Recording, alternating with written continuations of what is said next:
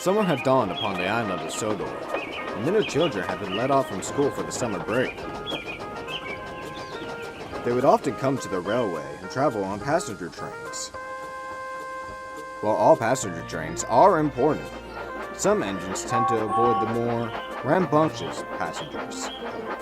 James is one of them.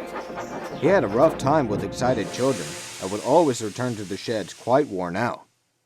"Another exciting day?" asked Thomas cheekily. "Don't get me started," replied James. He didn't want any more excitement that night. "I suppose," called out Gordon, "I should be left with pulling dignified passenger trains, like the Express. And you could be put on daycare duties." James said nothing, rolling back into the shed to catch some shut-eye. The next morning, James was on Knapford Station with his trucks when the station master appeared. "The band's music bus is broken down, James," explained the station master. "They need a ride to the next station. They'll have to practice their piece for tonight's concert, so it will be noisy. Can we count on you?" "Of course you can," called out his driver. But James was not so happy with the sudden arrangement. After coupling a coach to his train, the band boarded with their instruments and the guard blew its whistle. Shortly after leaving Knapford, the band began practicing their music.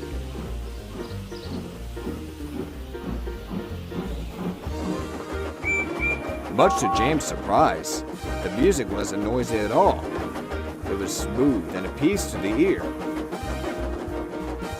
"No rough travels," reminded his driver.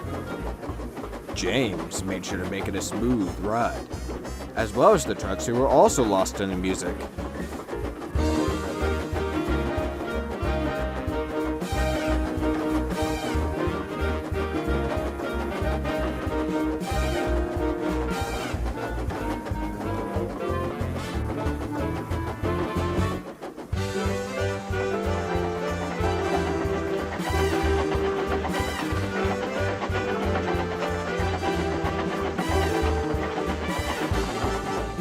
They soon arrived at the next station, where the band got off and thanked James.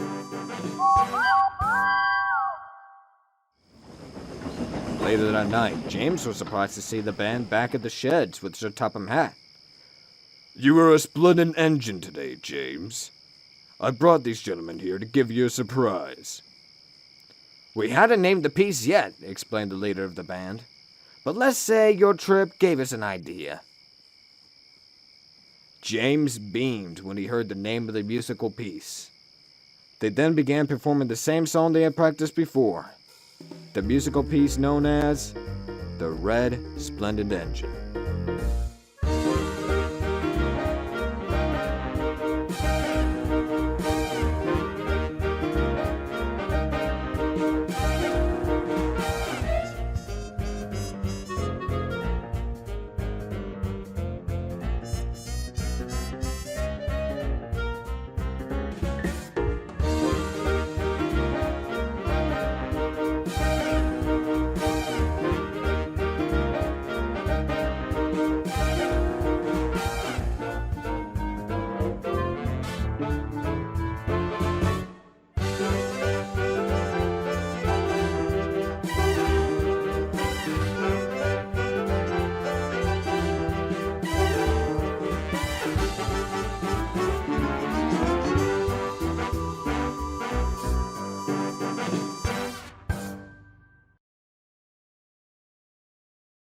"Fuckity fuck you, COPPA! Fuck you and your Child Protection Act!"